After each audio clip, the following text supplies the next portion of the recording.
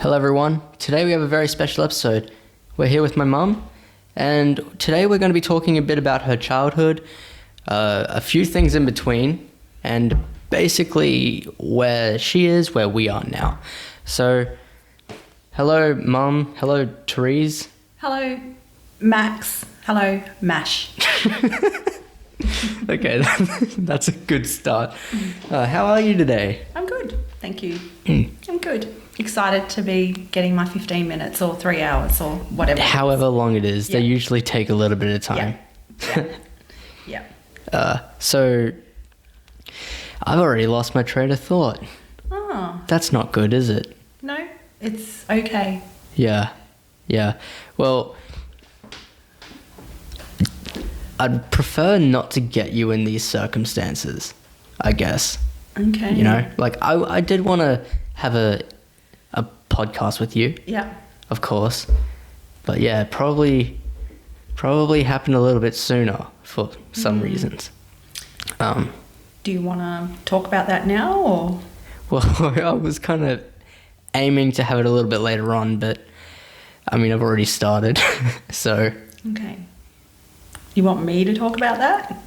I guess.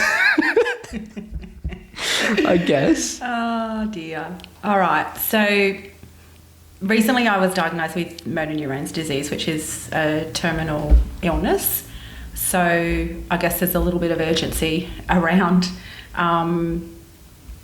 doing this podcast that Max has wanted to do for a little bit of time. So motor neurons is basically your muscles stop working. They get wasted. The message in your brain gets confused on the way to your muscles, and your muscles stop working.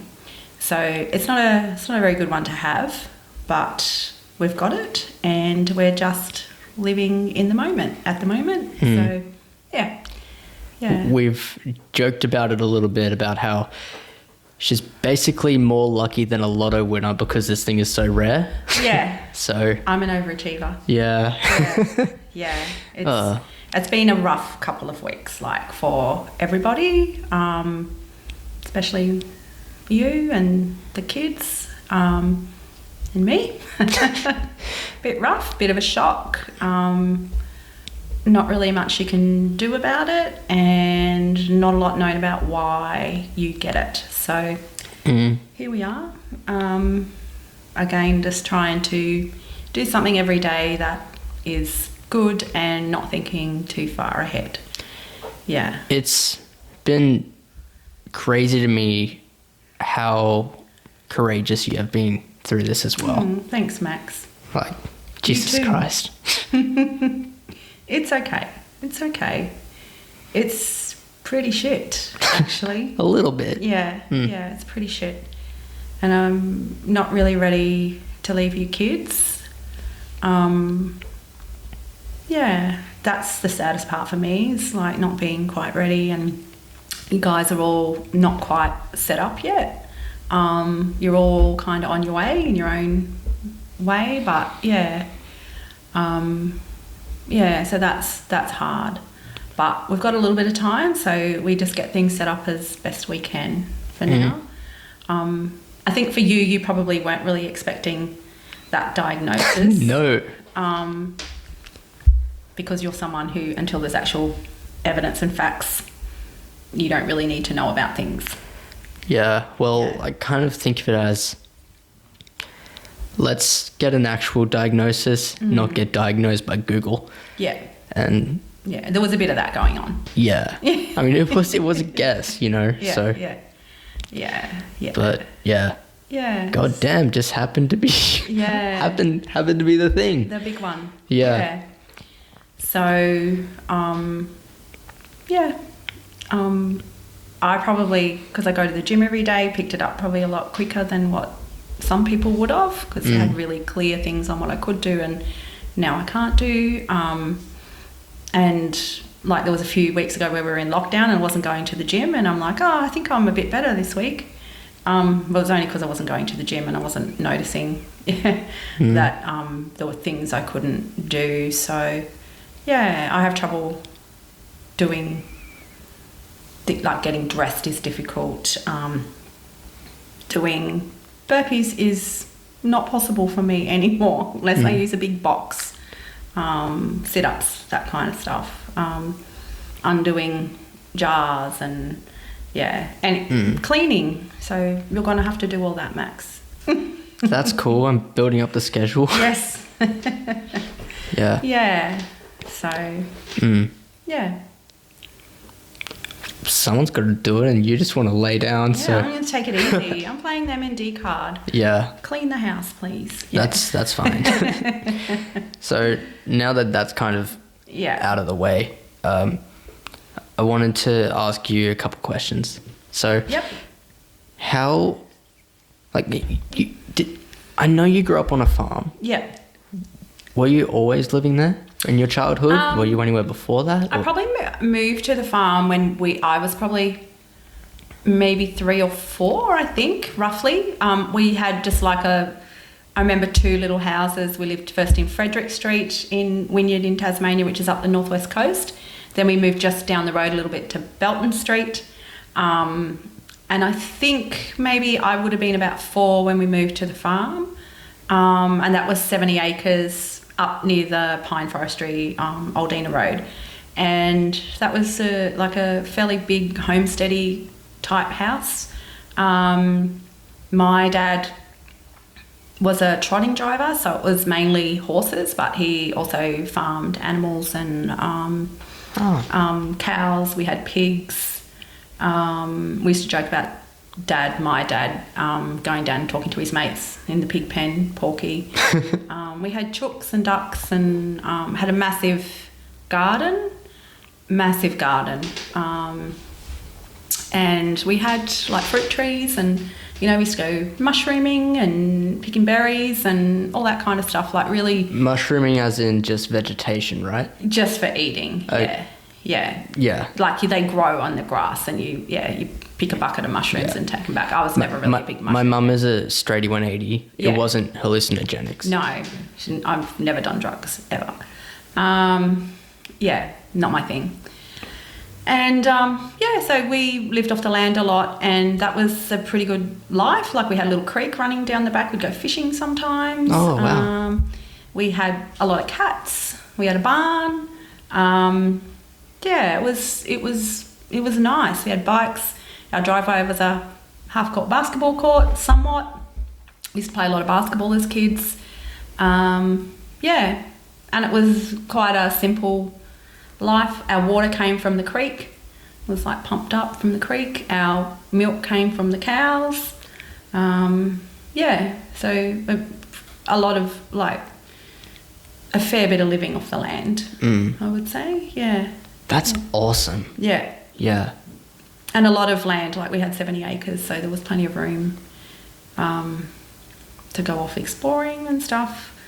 Although we probably didn't do it. I mean, we did a bit of that, but probably, I'd imagine probably not as much as you would think. I remember when the cat would have kittens, we'd go searching in the barn trying to find where she'd hidden her little kitten nest, and just before Christmas, like in summer, they'd cut the grass down to make hay, and then all the neighbours would come and help us bale, bring the hay in, and then we'd go and help the neighbours do their hay, and they're like some nice memories of that time. I remember one time you schooled me in basketball. This was when I was very young. I scored you a basketball. You schooled me. Schooled you? Oh, yeah. You were no match for me. No, I mean, how old was I? I was under 12 state champion, Max. You just want to watch out. Yeah. You were dribbling onto your knees and everything. I didn't think you could move like that. There's probably a few things you don't know about me. I'm sure that's why I wanted to talk as well, because I feel we know each other fairly well. Yeah. But I still don't know a lot about your history or just family's history. Yeah. It's all recorded. We have the family tree, but I don't really look at that. Yeah. Yeah. So we lived in Tassie till I was about 14. Did you guys sell the farm? Yeah, well, not immediately. Pops got offered a job up here training horses for someone up here. And so the whole family moved up here. He really thought there wasn't a lot of opportunity for us kids down where we were living, which there probably wasn't. It's a small town, yeah. And moving to the Gold Coast was like a good opportunity for us as kids. Like we were in now, like late kind of senior school. I think I was grade 9, end of grade 9. It was a very traumatic time for me though, because I was incredibly shy. It must have been hard to move from everyone you know to somewhere completely new. Yeah, I already had trouble, because I was just so shy, meeting people and making friends and stuff like that. You wouldn't think that now because I've got so many friends, but back in those days I was probably, I say shy, but I would say now looking back, probably just super anxious. And anxiety was not really talked about back then or recognised, or, you just really had to suck it up. So I really struggled in, when people even talk to me, or, I was just super, super anxious. So, moving up here, we went to an all-girls school, Star of the Sea.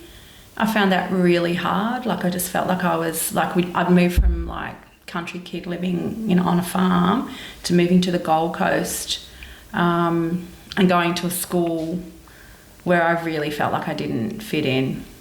I found it really hard to connect with people. Did my aunties, your sisters, fit in? Yeah. That must have been harder then. Yeah, because I was shy, and Lisa was very outgoing, Berna was outgoing, Steph was in primary school, so they all seemed to do pretty well. And I feel like a lot of the time I was known as Bernadette's sister or Lisa's sister, or people didn't really know who I was. And I didn't really find my way until I think I was in grade 10, and I'd really struggled at school. Academically I was okay, I was reasonably bright academically, but even my marks kind of struggled in grade 10 because I just didn't want to be there. I hated that I had to move and move my whole life. I wasn't playing basketball anymore, and that was a big love of mine. And I get why we moved, but it was a very big change, very big change. And then a bit into grade 10, I think I was in the library one day and this girl said, I'm going to apply for this job at this mobile service station out at Coomera. And I was like, I could do that. I couldn't actually. I couldn't ring up and apply because I was too shy. So I made my sister Berna ring up. I made her ring up and apply for both of us. So I don't know if she actually wanted a job at the time, but we both got one. So because I wanted to work, but I was just way too shy to make that phone call. How old were you then? 14. 14. Yeah. So that was your first job? That was my first job, and I was there till I was 21. Yeah. After I left school, I worked there full time.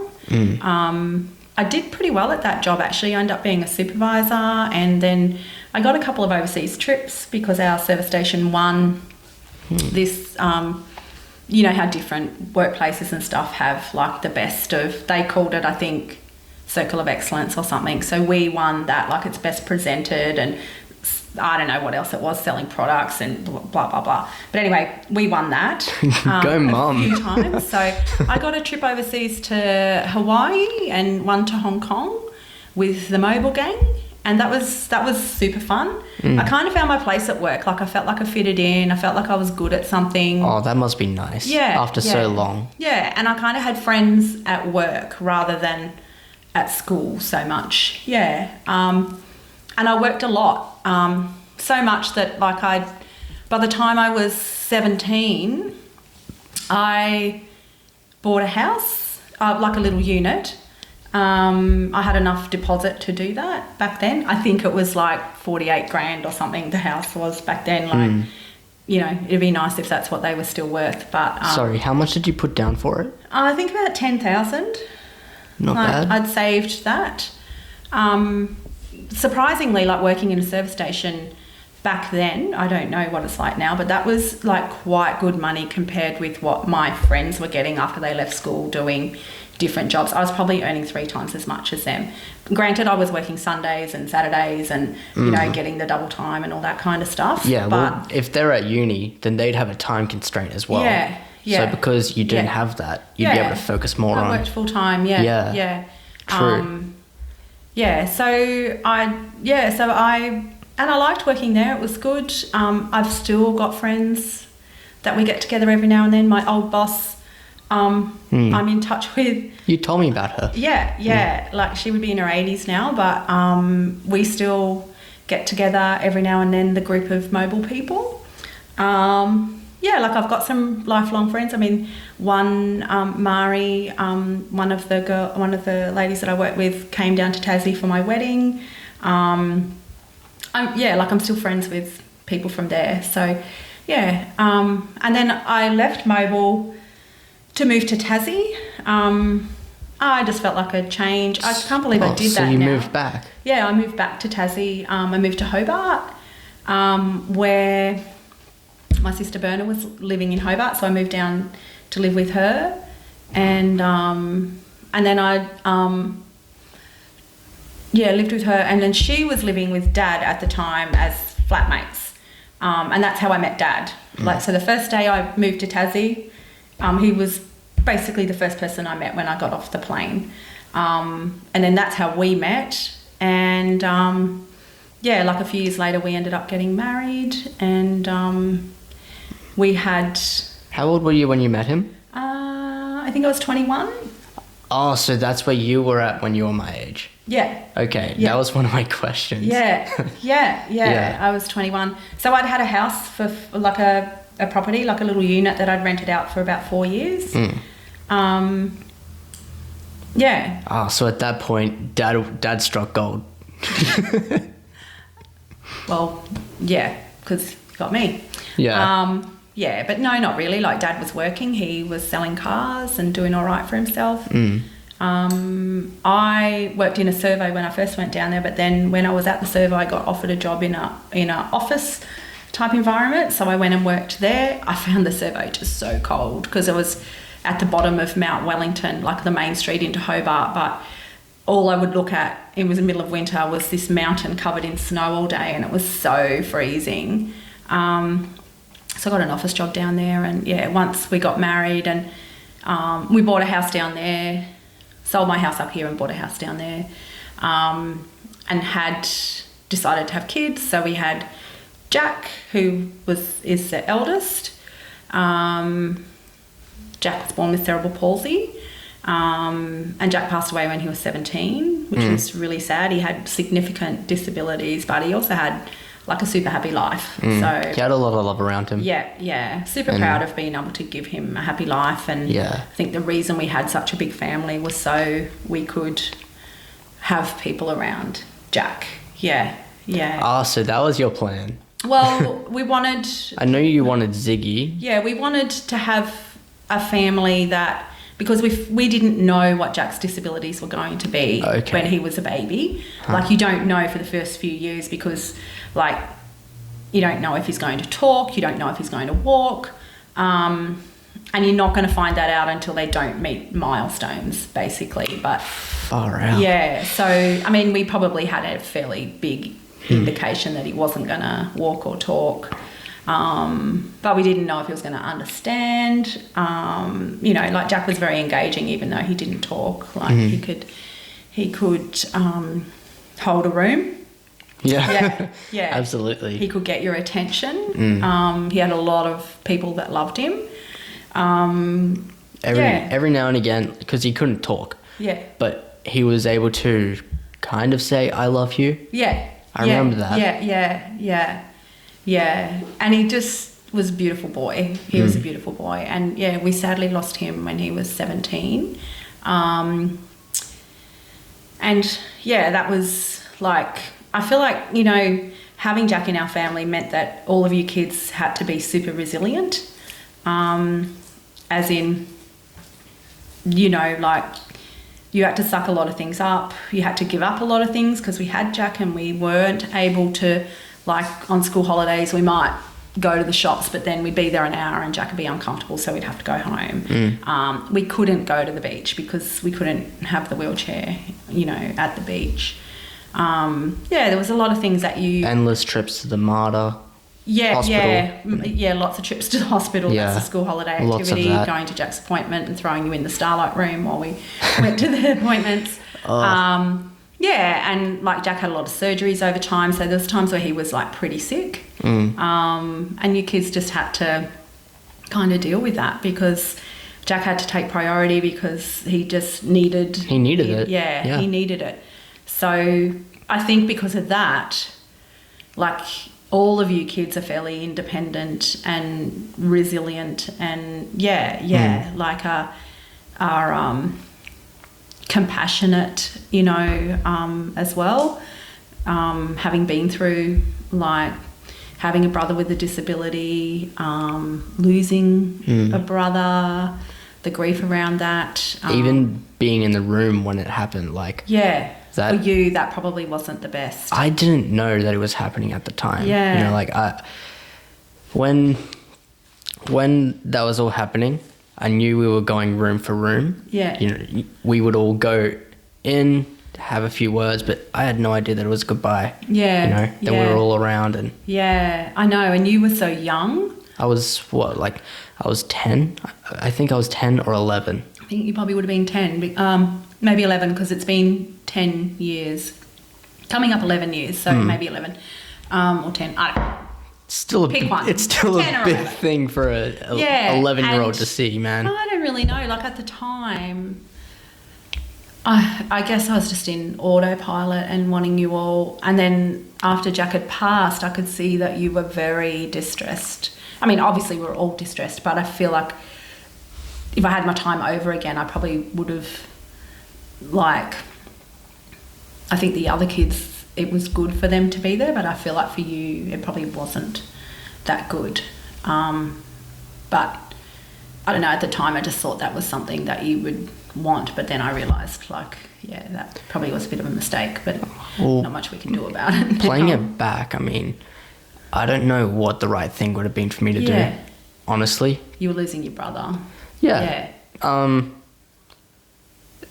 I don't know what the right thing would have been to do, but I mean, I think that I'm glad I was there. I'm glad that I did see it because, I mean, it opens you up to see, hey, this world, it can be a little fucked up sometimes, you know, bad things happen.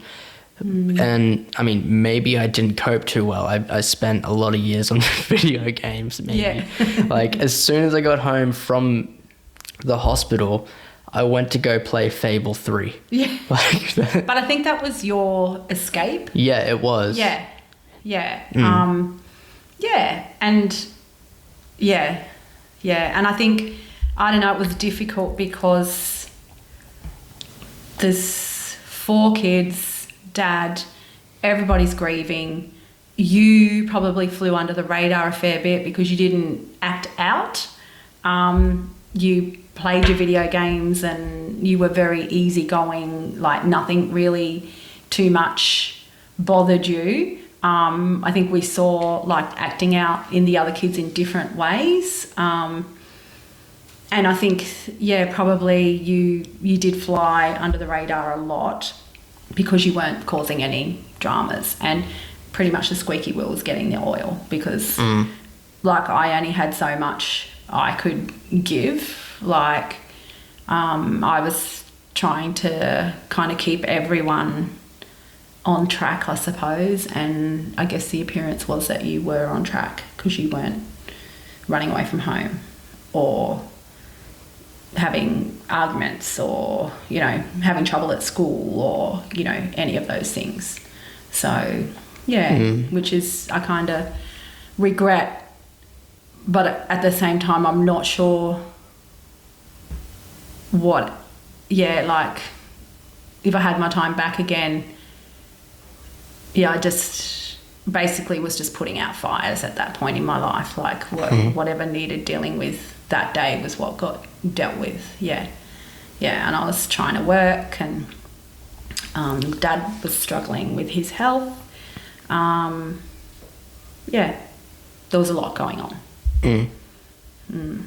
I mean, I was there. Yeah, yeah, there was a lot going on. There was a lot, Yeah. and I mean, yeah, squeaky wheel gets the oil. Yeah, I mean, some of my siblings, oh my lord, they definitely needed more than a mum. They needed therapy. Yeah, So probably. Some of them had therapy. yeah, which I haven't yet. Yeah. You know, I probably should. Yeah, Maybe. maybe. It's not a badge of honour to not have therapy. Like, I think the thing is, I've gone through life being super strong, and What was that you said to Sam the other night? Do you remember? what did I say? You go home, you're on the video call, Yeah. and you were saying the mark of a strong, independent. Oh, yeah, a strong, independent woman is someone who's been through some serious trauma. Yeah. You didn't hear me, but I was laughing. I thought that was pretty accurate. That's me. Yeah. Yeah. Yeah. Like I tend to not really let people hurt me. I don't want people to do things for me. I want to be able to do it myself. I like to pay for myself. I don't want to ever be in a vulnerable situation. I want to be strong, physically and emotionally, and yeah, and I think I've suppressed a lot of things over the years. With Jack, I feel like I probably didn't even really get to grieve Jack because I was too busy trying to keep everybody else's head above water. Well, you had 4 other kids. Yeah, I had that to deal with, and so yeah, I just did what I had to do to keep the wheels of commerce moving, I suppose. Yeah, but it was a tough time, and then of course I think it was 2015, maybe 15, that we ended up. Dad and I separated. You stayed with Dad, and Ziggy stayed with Dad. Ebony and Sam came with me. Yeah, and I really thought that I got like a little 4-bedroom unit, and I really thought that you would come and live with me, but it took some time for that to happen, like a few years for that to happen, for whatever reason. Yeah, so that's kind of like that's one of my regrets, I guess. If you're going to have regrets, is that like I did miss out on those years with you. Yeah. I don't want you to regret that. I don't. Well, I think I feel like we've I mean, not that we didn't see each other, because we did see each other, but there were, as like in those couple of years, we didn't see each other too much though. No. Yeah, no. Yeah, it was complex, and there were a lot of factors at play there. But I kind of felt like, I thought you would come back, and then actually it was surprising that when you did come back, I probably wouldn't have expected that to happen, but then it did happen. Yeah. Then you just came back. Oh, that one. Oof. Do you want to talk about that, or? I feel like we can have that for next episode. Okay. Yeah. Save that. So then you came to live with me at the palace, because I live in a palace. That's what we call this apartment. Yeah, we love living here. Yeah. But we didn't really have room for Max, so Max had to sleep on a blow-up mattress for about 7 months. Yeah. Until Sam moved out. Oh, that was rough. Yeah. That was a bad time. But it was also good, like, because we got to know you again and reconnect, and we got your license, which was a big deal. Finally, yeah. Like we really worked on getting your license, which was like a game changer for you, like to have that. We got you a job you already had a job, but I was working for Kmart, and then I went to go move. You helped me. You helped me get a job for Centrelink. Yeah. Yeah. And sorry, but I left that. But I feel like that was still good for you. It was. I think it was. You learned a bit of stuff there. You got to save a substantial amount of money. You were smart with your money at that time. Yeah, and like that's one thing that I really admire about you, because I'm like, you've got a job, you need to keep the job, it's a government job, like it's a good job, you get paid well, and you were like, I really hate this job, I'm leaving it. And you put a lot of thought into it, but at the end of the day, you just couldn't keep going. And that is something like, I think for me, I would just suck the job up. Like I just, it's so ingrained in me, that strong work ethic, that I would just probably have put up with it. But for you, you're like, it's not making me happy. Like, it's not bringing me joy. I really need to go off and explore this podcast, which is what you wanted to do. And so you got a job in a cafe, and you seem like much happier. And I think now's the time in your life when you can do that, because you're living here, you know, it's a bit cheaper for you to live, and, you know, why would you not go off and take a risk at that young age? At your age, I had a mortgage. I was like, I got married at 23. I had kids at 25. Like, I think you're nowhere near that stage now. So you don't have those responsibilities. So you're saving money, still saving money, even though you work in a cafe and don't earn anywhere near as much money, just super good with your money and budgeting and, you know, yeah. So I think that was something I'm really proud of you for doing, because if it had been up to me, you would still be at Centrelink. Well, I love you, but no. Yeah. I said this to one of my best friends, Jake. Yeah. Adam. And yeah, I said, this was probably 6-7 months after I left Centrelink. Yeah. And I said, well, I've noticed that Mum isn't worried anymore about my decision. No. You know, she's not worried about what I'm doing, all of these different crazy shit, like all these different crazy things that I'm doing. Yeah. She's not worried. No. And he just said, well, that's because she sees that you're happy. Yeah. Yeah, that's true. I can see that you're happy, and I knew you weren't happy at Centrelink. And to be honest, you going to Centrelink, I had always said I'm not sure if it is the job for you, because you are very black and white, very structured. You know. Also, I don't like authority. Yeah. And so I think, and the other complication was that it was at an office that was an hour's drive when you just got your license. So that was like, you'd gone from working part-time at Kmart to working full-time, where you were commuting at least an hour each way. It was a huge day. It was a huge commitment. A lot of change, and very different to what you were used to as well. So I'm kind of glad. Yeah, and you have kind of, like you said to me at the time, I will always be able to pay for myself. I've got money. I'm not concerned about that. And you have, like, you've done exactly that. So, yeah, it has been a good thing for you to go off and explore. And you have some real skills. Like, I've kind of learnt, you know, I think you should be like an accountant or something to do with money, with all your colour-coded spreadsheets and you want to help me get that job, Mum? Yeah. I think you could get that yourself. I think one day maybe something to do with that. But also maybe a podcaster. Yeah. Maybe. Who knows? Well, you certainly put a lot of energy into the podcast. Yeah. What I've learned, because, I mean, I haven't spoken to these guys properly for a couple, like maybe a month or two. Yeah. So what I've learned is I put my eggs in a whole bunch of different baskets, and you can't focus too much on each egg. You know, they're not going to have the same kind of fruition, you know? So what I've learned is it's much better just to cut everything out that you can to help you focus on just what you're here to do. You have to work in complete alignment with what you want to achieve.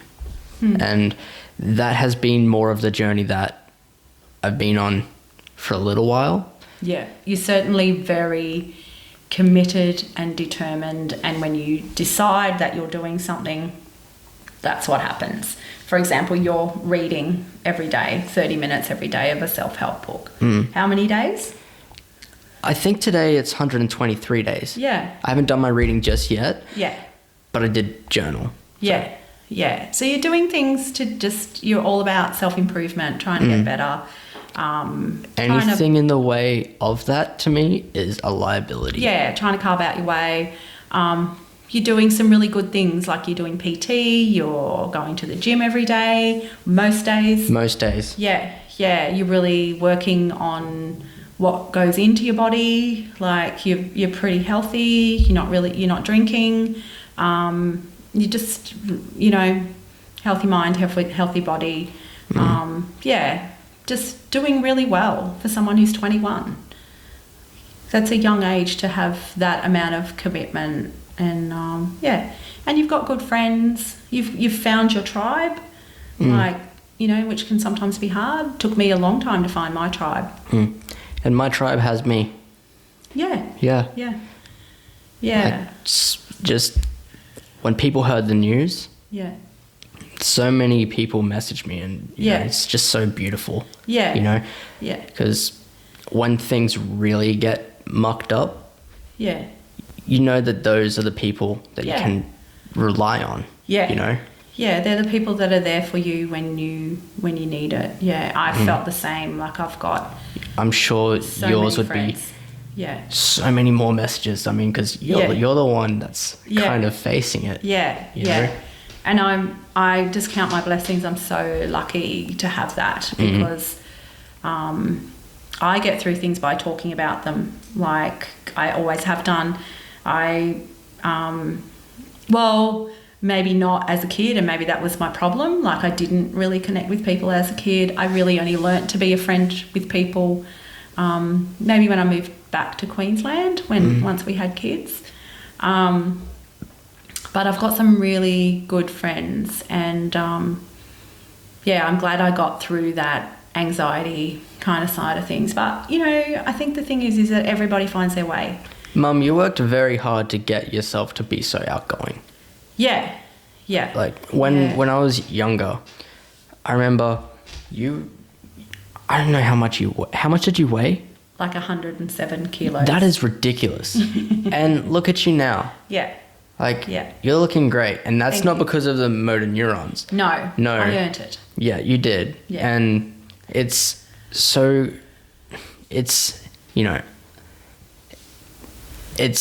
been such...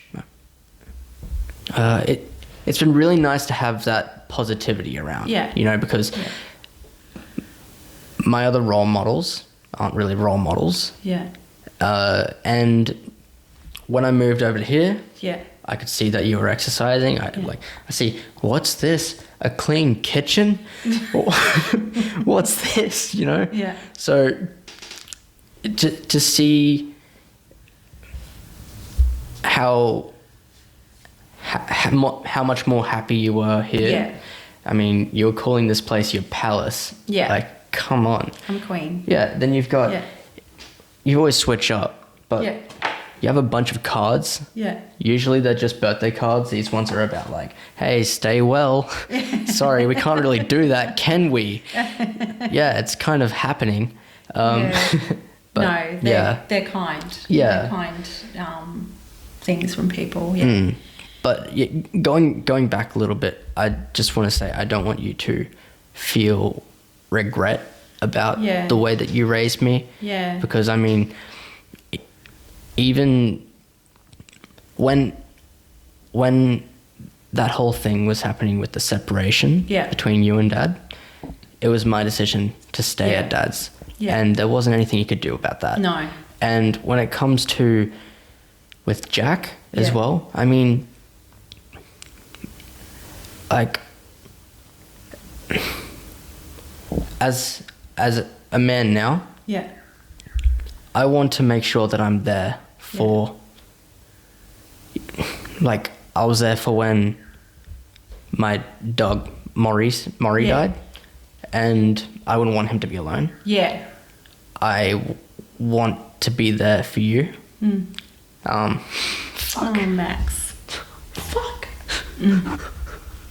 It's all right. The problem with you is you're such a planner. So you need to plan. You can't just go with it, can you? No. You probably, your mind is jumping ahead. And I think for me, how I'm getting through, I think you need to plan for you to get through. Whereas for me, I don't want to plan. I just want to be in the moment. Well, that's the thing, right? Yeah. Because if you don't plan, who is? It's pressure. Max has to plan. Look, I don't want you to plan. Yeah. You know, I just want you to tell me what you want, and then it's all good. Yeah. Leave it with me. But I've actually not really lived much of my life planned, and I've gotten through okay. Yeah. I haven't. You planned. have. You have. Yeah, I don't plan. I'm just I want to go here, so I go and do it. I want to do this, so I do it. I'm not someone who needs to know what time, or like I don't wake up in the morning and think we're having this for dinner. Like I don't know what we're having for dinner until 5 minutes before we're having dinner. I don't need to know that. I can go to the fridge, open it up, pull something out and eat it. And I think you're someone who likes the structure of, having, like, you've got your 30 minutes scheduled for your reading, and you even wanted to schedule planning time. Like you wanted to plan the other day. You were telling me we need a plan. Can we just schedule in some time each day so that we can plan? I'm like, no. Yeah. I can't live like that. That's very funny, actually. You did. Yeah. Yeah. Oh, that's funny. But I think for you, it makes you feel better if you can control as much as what you can. Whereas for me, I don't really care about that stuff. Like, I just feel like it's going to happen. I'm not going to stress about it. I'll just worry about it at the time. Like, there'll be... my thing there is, if I can give you, myself, and our family less to worry about, that can be deterred through the planning. Yeah. Right? Yeah. And I know you're secretly planning. If I say anything, I'm pretty sure it gets written down somewhere. Yeah. Yeah. Yeah, I've got notes. Yeah. They're getting long. Yeah. You got lots of plans. And that's fine, because that's how you get through it. It's just not how I get through it, And I guess things we'll talk about as they come up, or when I'm ready. Like at the pub the other night, we talked about like what I wanted, like at the end a little bit, and to me that just was opportunistic. We were all kind of sitting, just having a bit of a chat, and I'd probably had a little bit more wine than I should have, and and I think it was just an environment where we could talk about that, so we did. But as for scheduling that in, that's not happening, Max. All right. All right. I'm going to schedule time to talk to you about it. Yeah. You can try. Yeah, I can certainly try. Yeah. Certainly. Yeah, you can try. Yeah. So, It looks like you're about to say something. No, I wasn't. I'm waiting for you. Lead the way. Okay. But yeah, I don't want you to regret it, because you did what you thought was best. You can't change. Yeah, you can't go back. Yeah.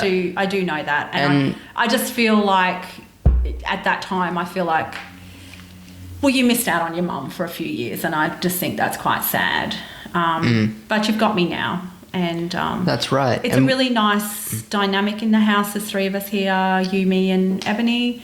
We all get on really well. We live together really well.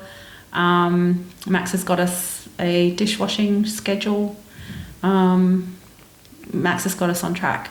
Like, but that's been good. It's been a game changer, hasn't it? It's been really good. Yeah. we all are three adults living in a house together, and we just go about our days. We very much do our own thing. Yeah. Connect together overnight a bit, but we just don't get in each other's way. We all go to gym. Like, we do very similar things. We all love going to the gym. We all like our PT. It's good. Yeah. You introduced me to Phil Hill. Yeah. Phil Hill. Yeah. Just want to give him a quick shout out. We love Phil. We love Phil. Yeah. He's the man. Yeah. You introduced me to Phil. When did you meet him? Oh, I met him a long He's our time personal ago. trainer, by the way. Maybe, I might say, I think 2012, I started a boot camp at Paradise Point, and Phil was working there then.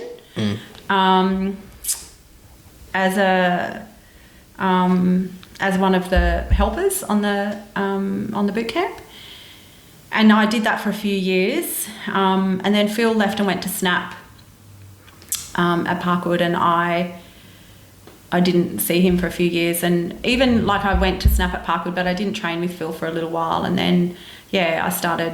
I did a couple of his challenges, and then started training with him, and he's really helped me a lot, and I won the last challenge, I'll have you know. You did? Yeah, got my head in the game and lost about 5 kilos on that, and this is the lightest weight I've been in since I've been an adult, pretty much. And I'm like super fit and super healthy, apart from the MND. Yeah.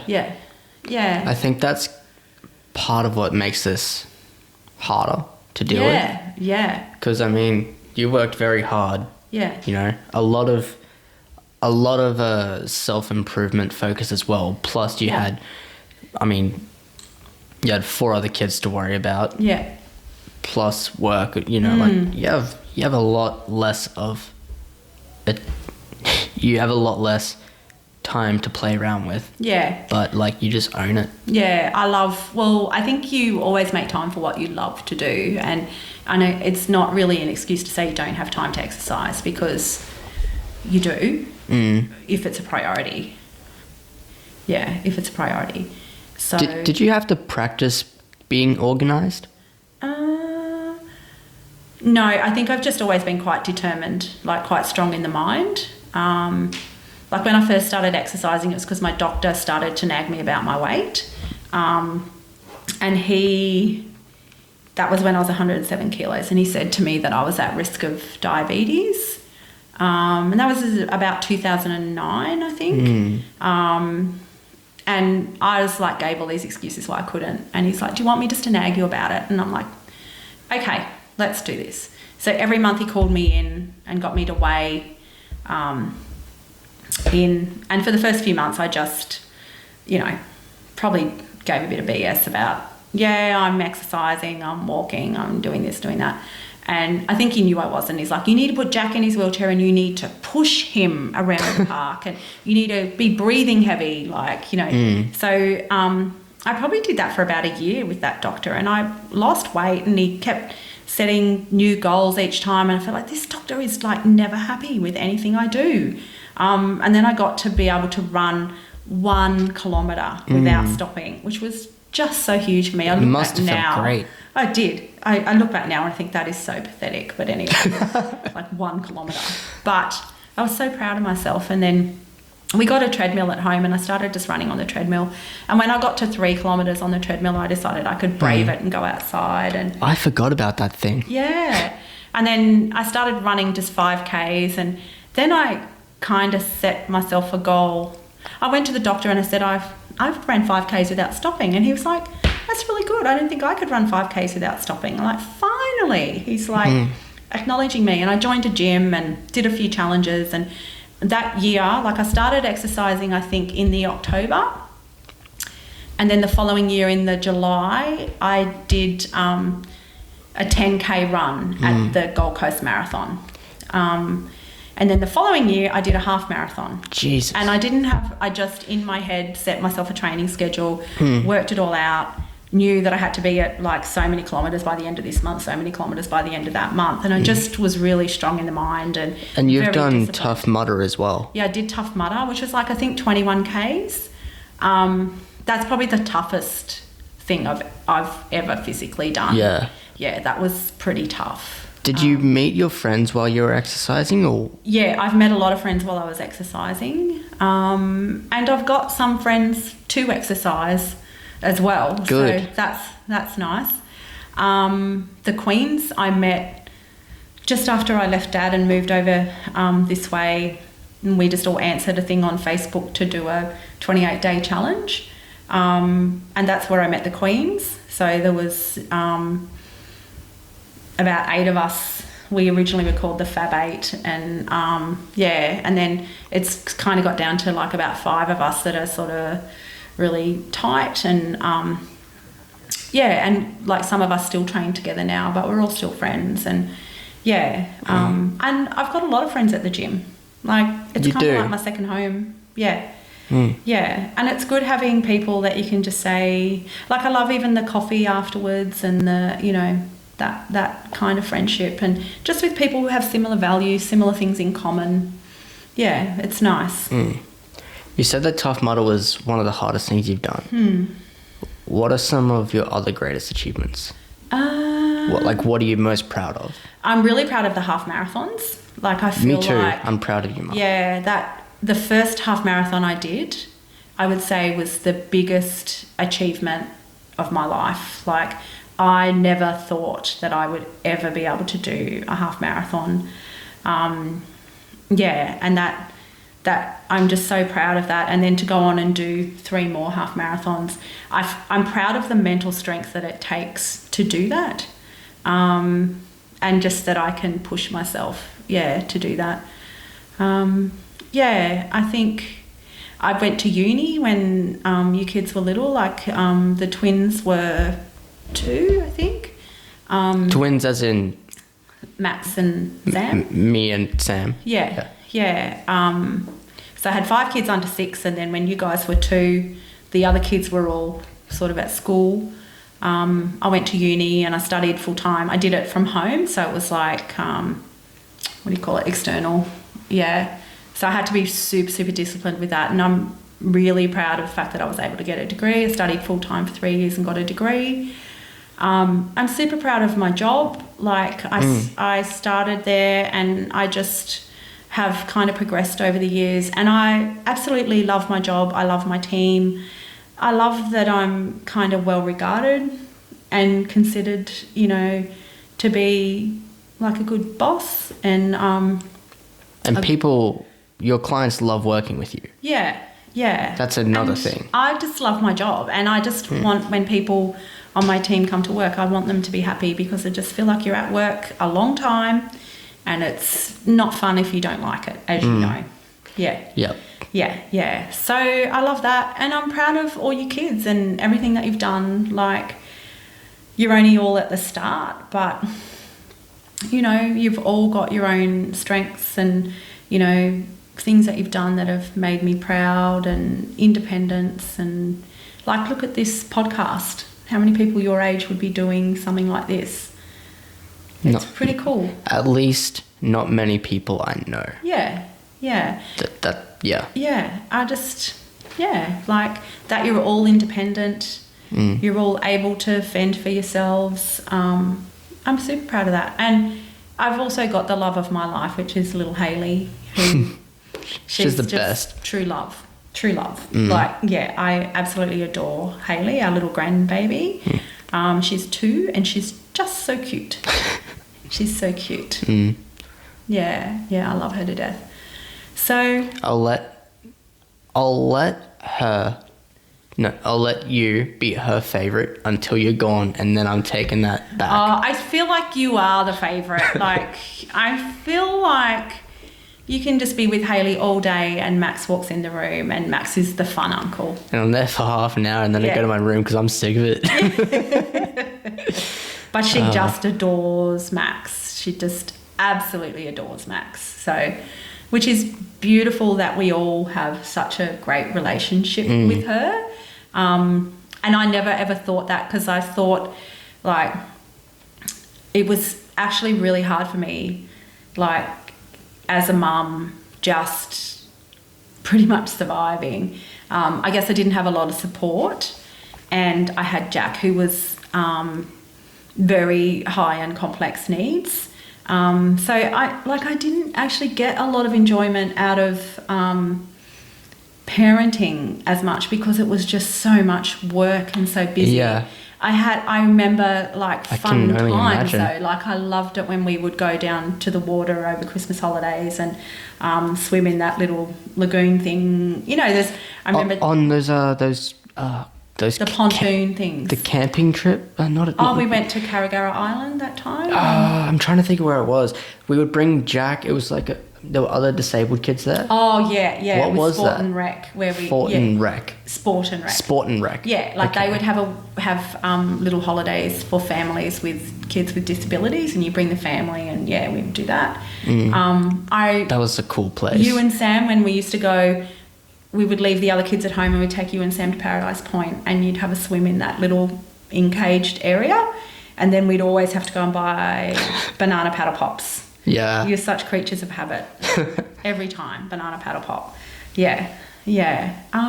But it's lots of fun. Don't get me wrong. It's not like I feel a bit like I missed out a lot, because I see Hayley now and how much enjoyment I get out of her, but I don't have that day-to-day responsibility. And I guess I probably had more responsibility because I had 5 kids. Yeah. I had Jack, who was high needs. I had a few kids that were kind of acting up. I didn't have a great marriage, and I didn't have a lot of support. So we didn't have much money. There was a lot of pressures on us, and Jack's health was not great. So there was a lot of, Yeah, all of that responsibility takes you away from the present. Yeah. You And know? so I never ever Always thought... something going on. Yeah. There was always something going on. Pretty much my whole life I've been holding a fire extinguisher. Yeah. And just putting out fires. Yeah. And so the thought of having, like, a grandchild, I just kept thinking, oh my God, like, I'm not going to be looking after this kid. I have done my time. And then now I'm like, give me the child. Give me the child. I want her. So nearly every Saturday we have her, and we just, because we're working full time still. Unfortunately, I work most Saturdays. Yeah. Yeah. You just walk in at the end and get the cuddles. Yeah. But I just adore her, and she has brought our whole family so much closer together and so much joy. Like, she's just, like, we could watch her eat spaghetti bolognese and be like, oh my God, she's so cute. Look at her. Watch her drink water. Oh my God, look at her. Like, we just love her so much. And we spoil her a little bit too. And it's nice being in now a financial position where that's we another can thing. do that. That's another thing, Mum. You were in a lot of debt after not necessarily yours. Yeah. But you were put in, at least you were in a lot of debt when you first when the separation happened. Yeah. right? I took all of that with me. So not necessarily mine, but anyway, I worked really hard to get rid of that, and I've really just gotten to the point now, probably in the last year or so, where I'm just so much, like, financially fairly secure. I have a job that is a good job, and, you know, I'm lucky in a lot of ways. So I got myself out of it. And I am super proud of that, because I would not let anyone help me do that. And it was really important that I did that by myself. But yeah, you've worked very hard in so many different areas, you know, and, like, thank God I have that influence. Yeah. Well, I feel like I think some of that has probably brushed off on all of you, really. That strong work ethic is something that was drummed into me. Especially at the farm, right? Well, no, not so much at the farm. Like, I think once we moved up here, when we were of working age, like, I watched my dad work really, really hard, 7 days a week. You know, he lived on a farm, he worked hard.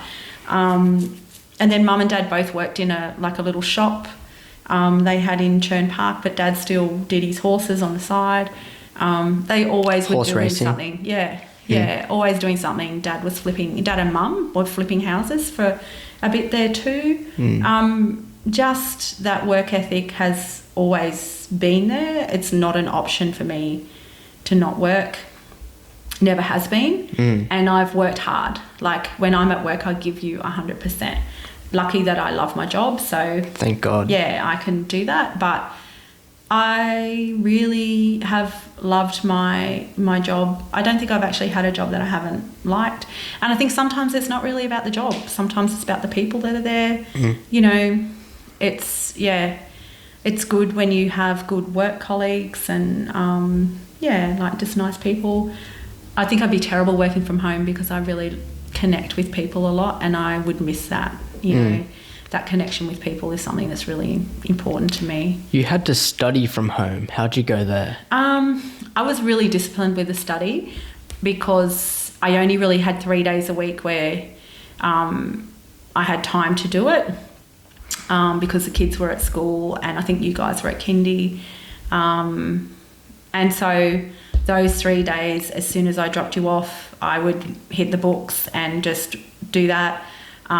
If I needed to go to the shops or anything, that would be after you guys got home.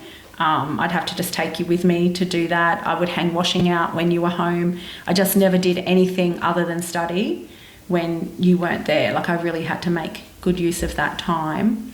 And I got my degree. And the one thing I wanted when I went to study, because I'd always worked in service stations, I was like, I'm not going to...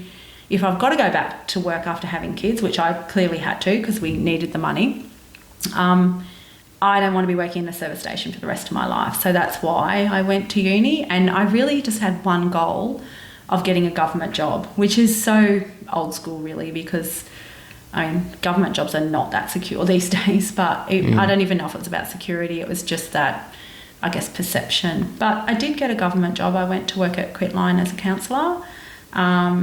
And then I just progressed through there, got into different jobs and, Just before you worked for Quitline, you were working for Lifeline? I did. Is that how it went? I did, yeah, that was like volunteer. So I did the volunteer course at Lifeline. Okay. And then I volunteered on their phones for probably a year or so. And after that, I went and did some youth work. So in between going to Quitline, Queensland Health, I worked as a youth worker. So I used to do like 24-hour shifts. That was like babysitting, pretty much? Well, it's not really babies. It's looking after kids that were in care. So they weren't living with their parents. Oh. They were under the care of child safety. And so shit. you would live in their houses with them. They would have youth workers come in, and I would be one of those youth workers that would come and just live in that house with that child. So you would take them shopping, you know, cook for them, get their groceries, take them out to do activities, that kind of stuff. Yeah. That must have been difficult. Did you enjoy it? It was okay. I think that particular job, it just worked for our family in that I just did one 24-hour shift and basically got 3 days pay for doing that one 24-hour shift.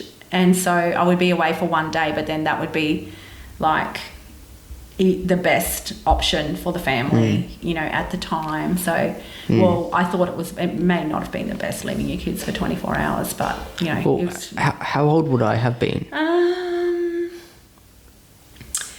You probably would have been about 9 or 10. Yeah.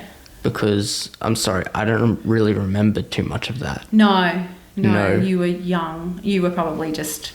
Yeah, just zombie. Yeah.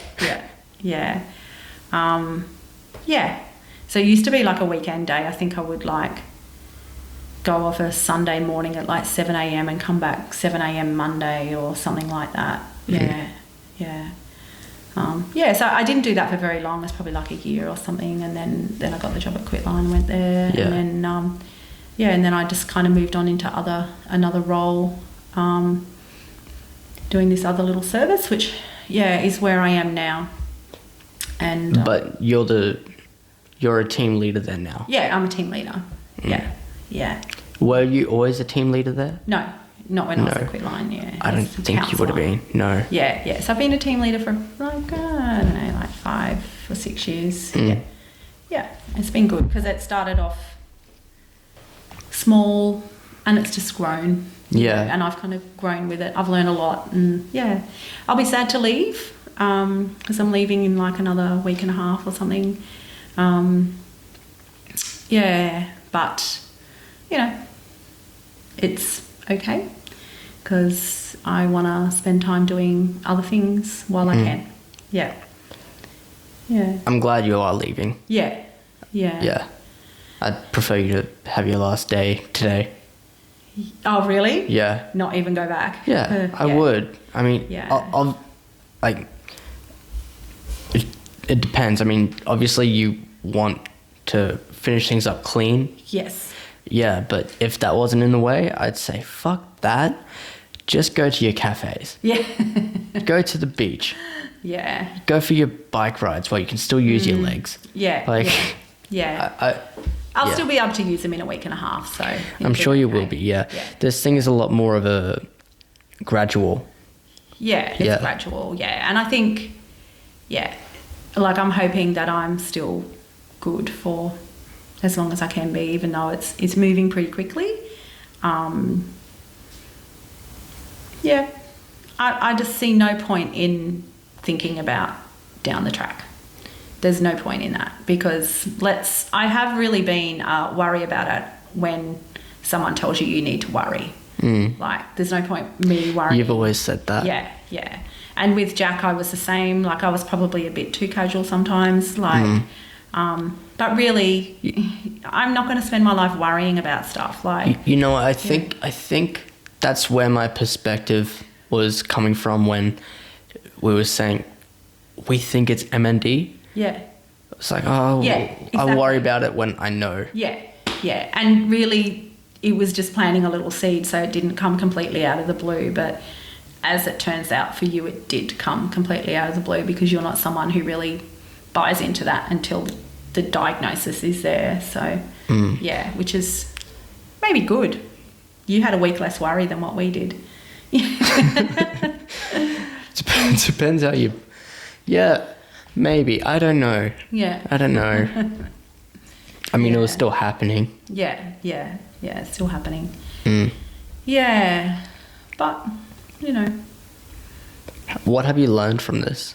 From the MND? Have you got many...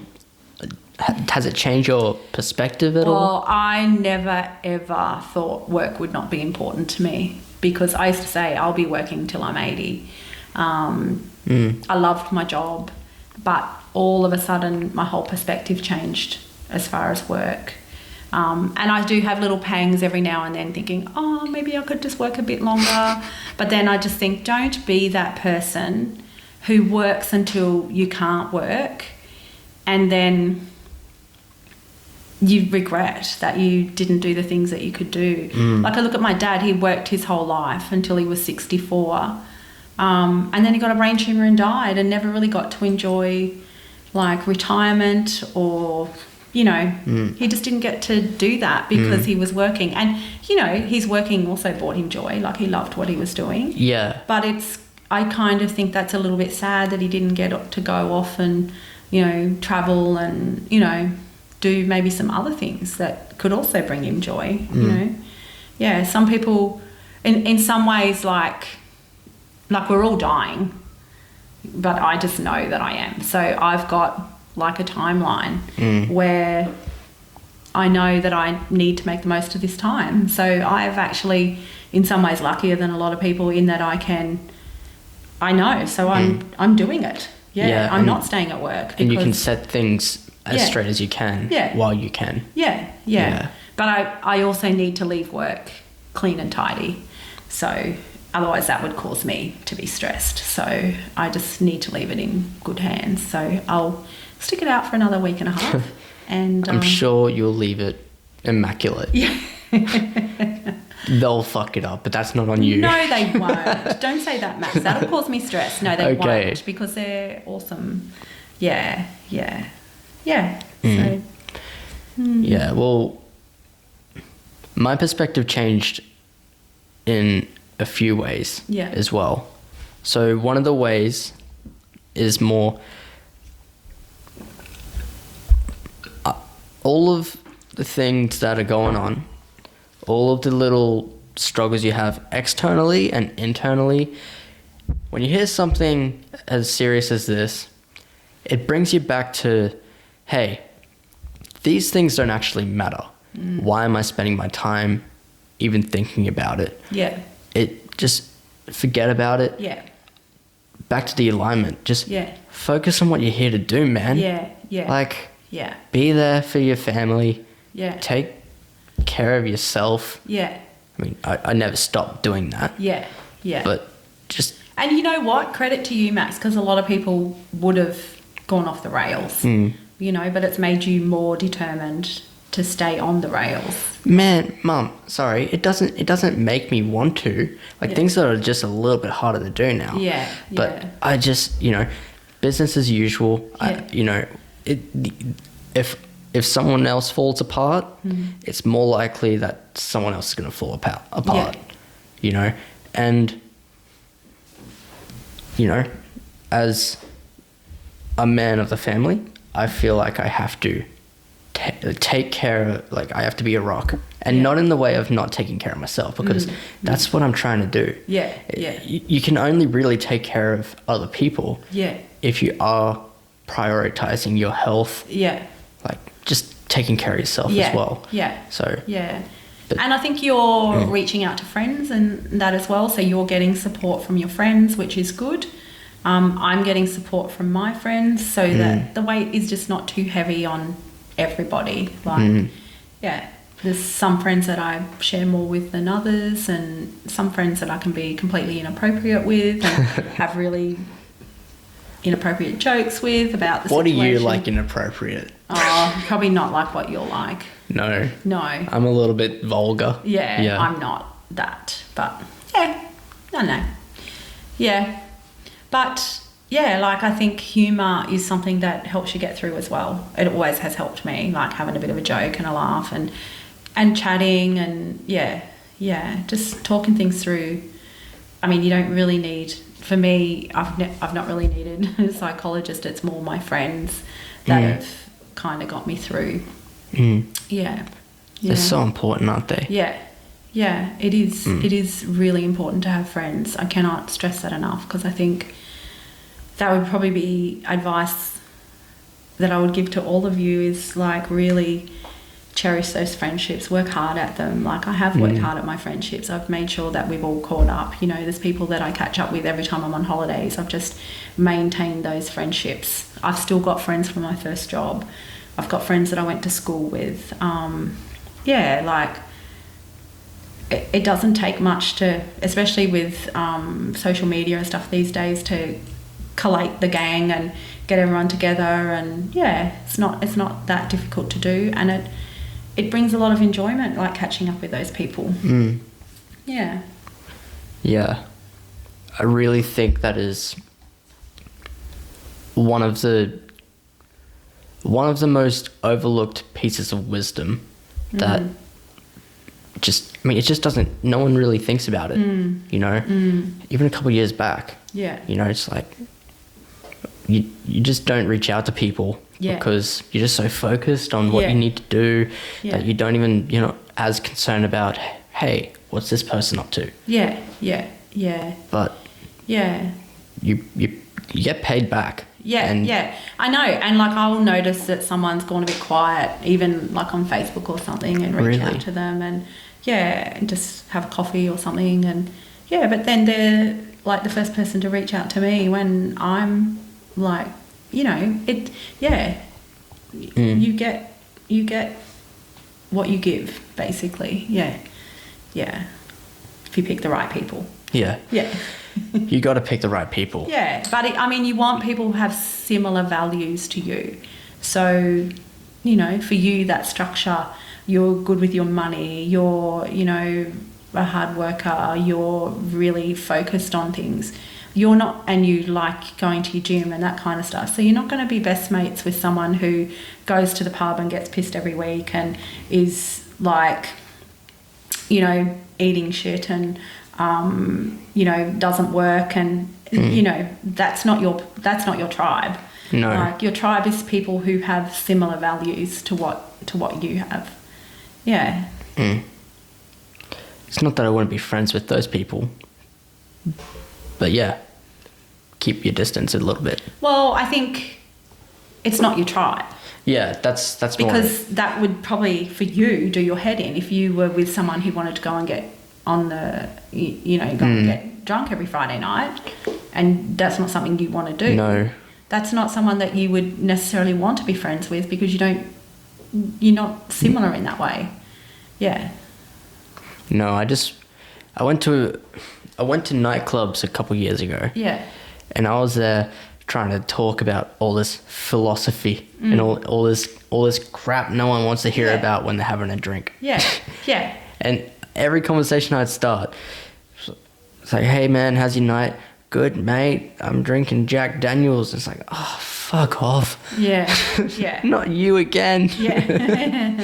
You're a clone of that guy. Yeah, because you're not drinking. Yeah. Yeah. And I can't remember if I don't think I was drinking that night. It's not much fun if you're not the drinker. Yeah. And everyone else is. Like, yeah. But I've never been like a huge drinker either. I'll have 1 or 2 wines and that's it. I don't like being out of control. I don't like drugs. It is not something that is part of my world. Yeah. Not a huge drinker. Never have been. Yeah. Is there a reason for that? I don't like being out of control. I don't like being sick the next day. I don't like wasting a day, being hungover. I just probably value my time too much. And I just don't want to be sick. And I don't want to make a fool of myself. Yeah. You know, I don't feel good when I'm out of control. Yeah. What's that Sam said? You go out to borrow tomorrow's happiness.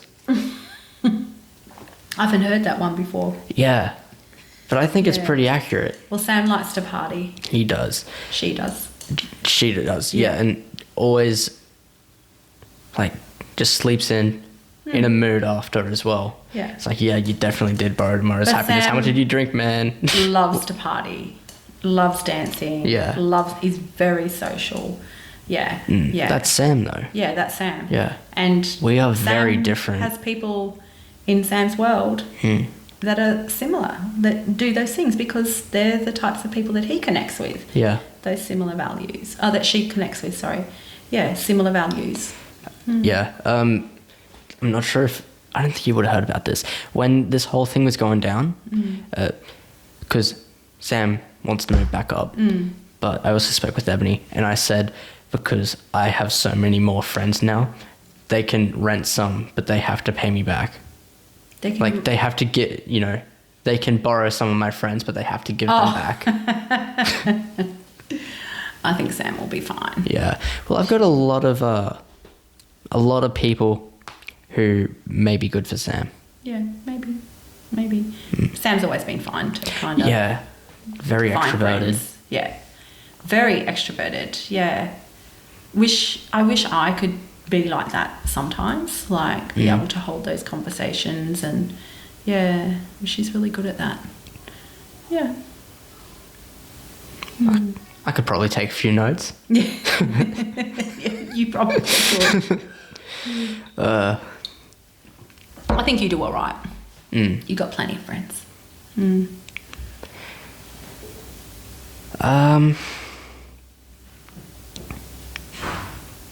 Yeah. I think we got through a lot of stuff right there. We did. That was a really good conversation, Max. Thank you. We only had a few tears. Yeah. You nearly had me cry. I still haven't seen you cry. No. Is that just because you don't want me to see? Or No, it's because I take medication and that helps me to not cry. Okay. Yeah. I have had some moments though. Like, I'm sure. yeah, I've had a couple of little breakdowns. But I think at the moment, like I've said this to a lot of people, but I'm really good in a crisis. And I feel like we're still kind of in a bit of a crisis. Like, this is fairly new and fresh, and there's things that I need to do to sort things out. So I'm busy doing those things. I'm also supporting you guys. And after the crisis is over, which is probably in a few weeks, once I've finished work and things slow down a little bit, I'll have a meltdown. I'll have a couple of days where I'll just not be able to stop crying. I know, because that's my pattern.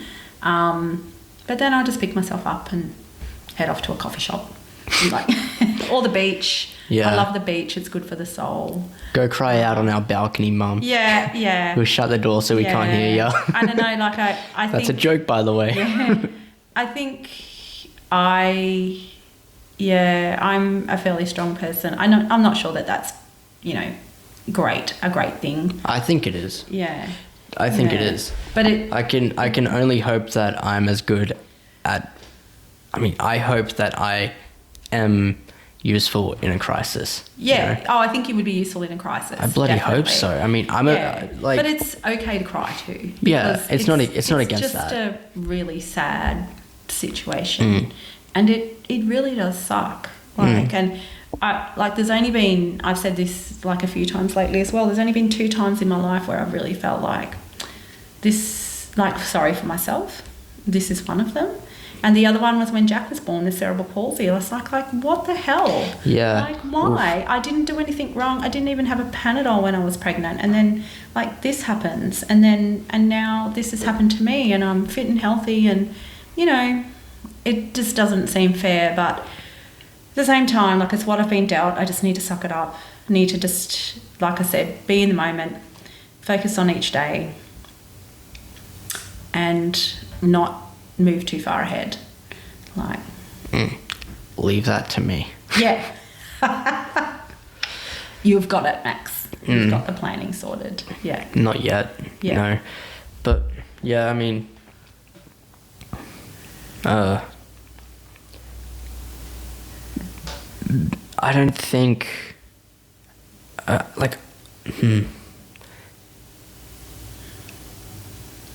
I have to take care of the family, Yeah.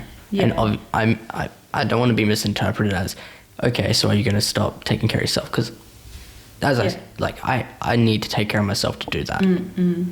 But through this as well, I want to make sure that at least what is in my control, nothing outside of that, because there are things that I can't control. I'm at peace with that. Yeah. Although I may not like all of it. Yeah. Of course I won't. I like having control. Yeah. There are things that I just cannot control. Yeah. And this is it. Yeah. Right. But this is really, whatever's coming is going to test me like I haven't been tested before, but on the other end of it, I mean, I think that it's definitely going to make me a much better person, just in the way that it is going to force me to be more organized than I am now. It's going to force me to work even harder on what I'm here to do, to take, and then, it's going to give me time constraints, all of these different things, So, that's just what I have to focus on, because that, as tragic as this is, and it is tragedy, it doesn't mean that we can't make this beautiful, something about this beautiful. And that's just what I want to try and do. That's beautiful, Max. Don't cry now, Mum. No. I'm not crying. You're not. Don't. I get it. You want to make it the best time it can be. Given it's such a shit situation, you're just going to try and make it the best it can be. Yeah. Yeah. Which is good. I think you all will do that in your own way. I do hope so. Yeah. I do hope so. And you can tell over the last few weeks how everyone has stepped up in their own way and found what their particular strength is, and that's what they're doing. So, yeah, which makes me really proud.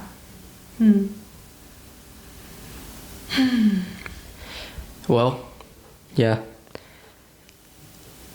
I think as time goes on, you're just going to be more and more proud. I'm sure I will be. And I'm coming back to make sure. Make sure you give me some real sign that's not like dog shit, you know. I got to have a real sign. Otherwise, like... We'll need to plan the sign. That's something we will need to plan, because you'll never believe it otherwise. Yeah. Always the skeptic. Yeah. Yeah. All right.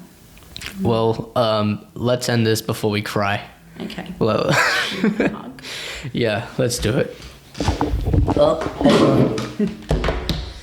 you, mate. I love you, Mum.